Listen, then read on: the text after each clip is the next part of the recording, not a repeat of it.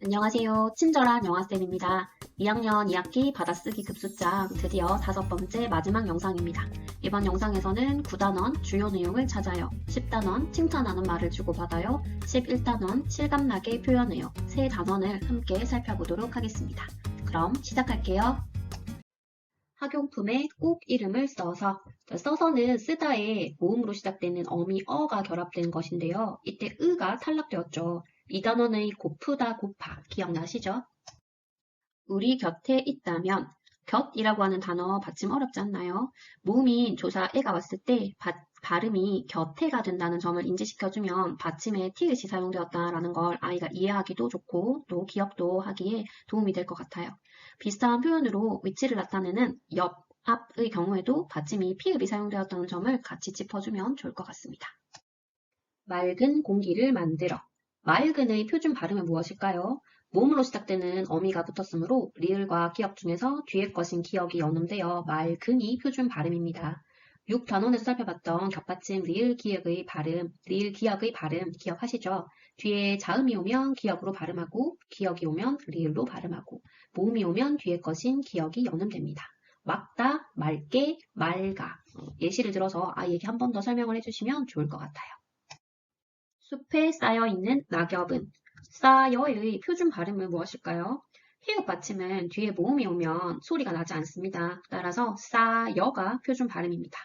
5단원과 7단원에서 살펴봤던 숲, 낙엽 이 두 단어도 또 나왔네요.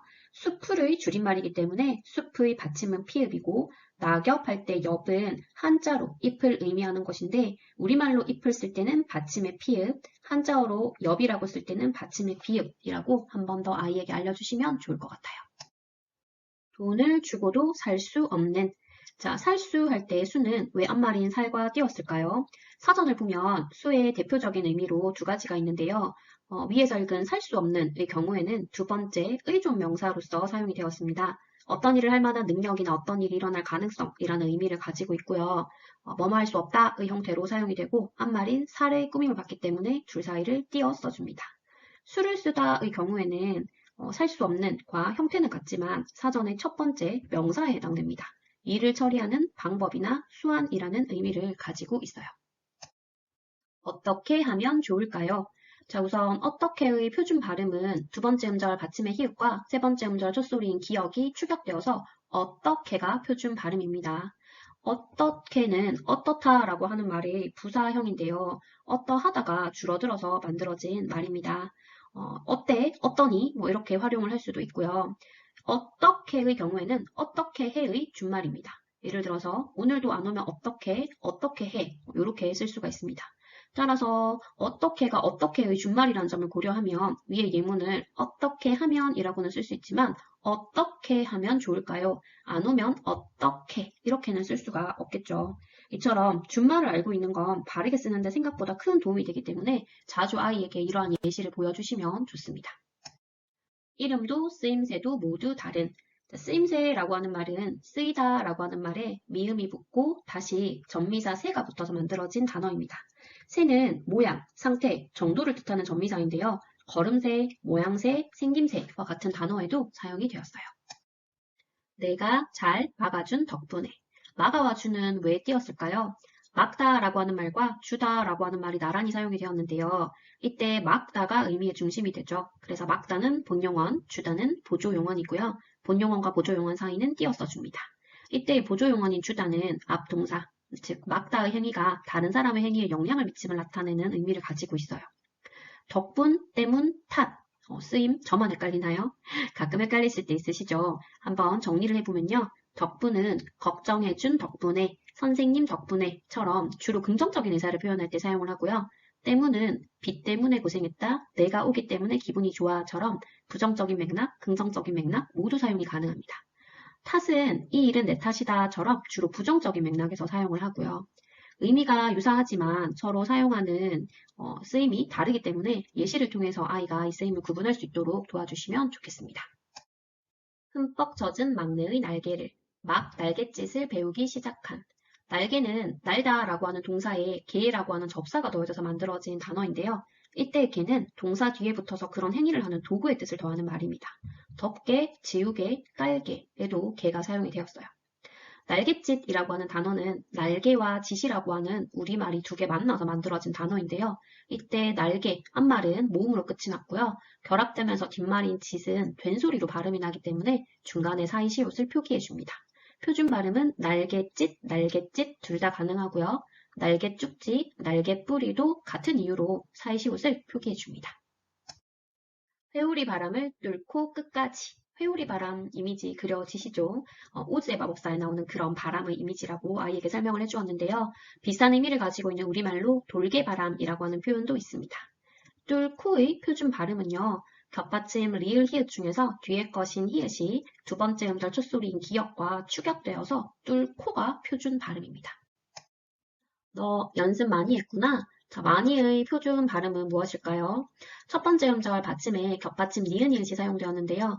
뒤에 모음이 붙었기 때문에 히읗은 탈락되고 또 다른 겹받침 중에 하나인 니은이 연음되어서 마니가 표준 발음입니다. 나도 그런 적이 있어. 자, 이 문장에서 적이라고 하는 단어는요. 어떠한 상태나 어떠한 때를 의미하는 의조명사입니다. 따라서 앞말인 그런 거는 띄어 써줍니다. 11단원입니다. 연이 나뭇가지에 걸렸어. 자, 나뭇가지는 나무와 가지가 결합된 단어인데요. 앞말이 모음으로 끝이 났고요. 뒷말은 된소리로 발음되기 때문에 중간에 사이시옷을 표기해줍니다. 나뭇가지, 나뭇가지 둘 다 표준 발음이고요. 밝고 명랑한 목소리로. 밝고 어떻게 발음을 해야 할까요? 겹받침 리을 기역은 자음이 오면 기역으로, 기역이 오면 리을로, 모음이 오면 뒤에 것인 기역이 연음된다라고 앞서 살펴보았잖아요. 그래서 밝다, 밝고, 밝기, 밝게, 밝아서가 표준 발음입니다. 제 경우에는 뒤에 기역이 왔으므로 리을로 발음해서 밝고가 표준 발음이 되겠네요.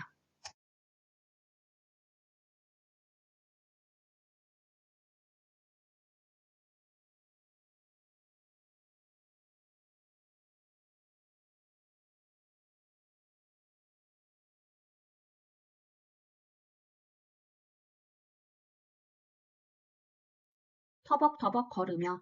걸으면은 걷다에 모음으로 시작되는 어미 음여가 결합된 말인데요. 이때 받침의 디귿이 뒤에 모음으로 시작되는 어미가 오면서 리을로 변화했습니다. 듣다 듣고 들어 들으니, 묻다 묻지 물어 물으니, 깨닫다 깨닫고 깨달아서.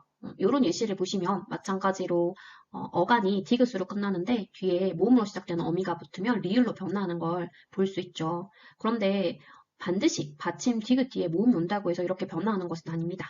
믿다 믿으니, 얻다 얻어서처럼 규칙적으로 변화하는 경우도 있어서요. 걷다 듣다 묻다 깨닫다와 같은 이러한 특이하게 변화하는 경우를 디귿 불규칙 용언이라고 얘기를 합니다.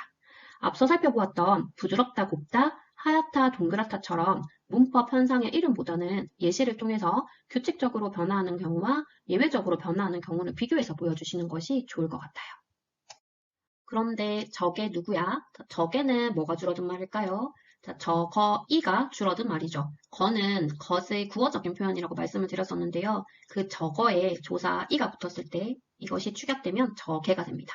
그러면 이거 이가 줄어든 이게, 고거 이가 줄어든 고게 또 아이가 설명을 해볼 수 있겠죠? 껍질을 뻥 터뜨리며. 자, 껍질, 껍데기 구분 잘 해서 쓰시나요? 사전을 찾아보면 껍질은 겉을 싸고 있는 단단하지 않은 물질을 의미하고요. 껍데기는 겉을 싸고 있는 단단한 물질을 의미하는데요. 저는 이 사전적인 의미를 확인을 해도 좀 헷갈리더라고요. 그래서 달걀 껍데기, 조개 껍데기처럼 대표적인 사례를 외우는 방식을 사용하고 있습니다. 이처럼 의미 구분이 쉽지 않을 때는 대표적인 사례를 외우는 것도 기준을 잡는 데 도움이 됩니다.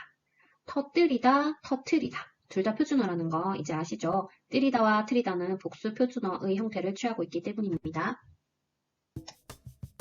이번 영상을 마지막으로 해서 2학년 2학기 받아쓰기 급수장 총 5개 영상을 마무리하려고 합니다. 1학기 때 받아쓰기 급수장 관련된 영상과 블로그 포스팅을 공유하면서 많은 분들이 받아쓰기 지도에 막막함을 느끼고 있었는데 실질적으로 도움이 많이 되었다라고 칭찬해 주셔서 힘내서 2학기 것도 열심히 제작을 해보았습니다. 받아쓰기 시험이라고 하는 것이 아이들에게 부담이 될 수도 있지만요. 저희 첫째를 보니까 그 받아쓰기 시험에 앞서서 주요한 표현들을 엄마와 이렇게 제가 살펴보았습니다. 살펴보는 형식처럼 학교에서도 선생님이 수업 시간 중에 함께 살펴보면서 설명도 해주시고 언급도 해주시더라고요. 그런 과정을 통해서 아이들이 바르게 쓰고 말하는 것의 중요성을 배울 수 있다는 점에서 저는 받아쓰기가 가지고 있는 긍정적인 측면이 분명히 존재한다라고 생각을 합니다. 또한 어떠한 경우에라도 이 맞춤법에 맞게 쓰는 것이 항상 1순위가 되진 않지만 자신의 생각을 정확하게 남들에게 전달하고 표현하기 위해서는 올바른 표현을 쓰려고 노력하는 자세가 전제되어야 된다는 것에는 대부분이 동의하시리라 생각을 합니다. 앞으로도 맞춤법 받아쓰기와 관련해서 도움이 필요한 부분이 있으시다면 언제든지 댓글로 질문 남겨주세요.